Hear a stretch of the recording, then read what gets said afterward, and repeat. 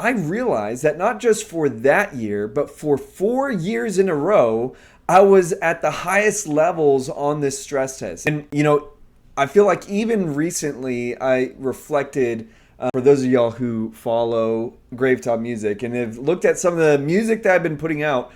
One of those albums, A War Inside, was me just going through my old journal entries from a couple years ago. And while they were super deep and emotionally raw, one thing that really struck a chord with me is realizing how burnt out I was and still going. I mean, it was so clear feeling whole now in a sense and looking back at this person to where there was so much left unresolved and just this attitude and heart of just pushing through this emotional stress and this heartache.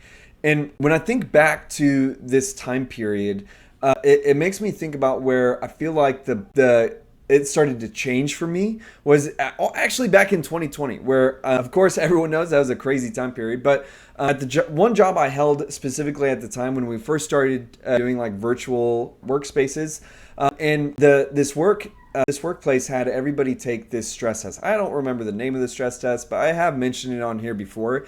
And I was really curious to where I did my stress test for that year. Out of curiosity, I wanted to look at the last several years. And when I took this comprehensive stress test where it really just gauged each of your experiences with like a reasonable score, from anything as like simple as getting a parking ticket to having a birth or a death of a loved one.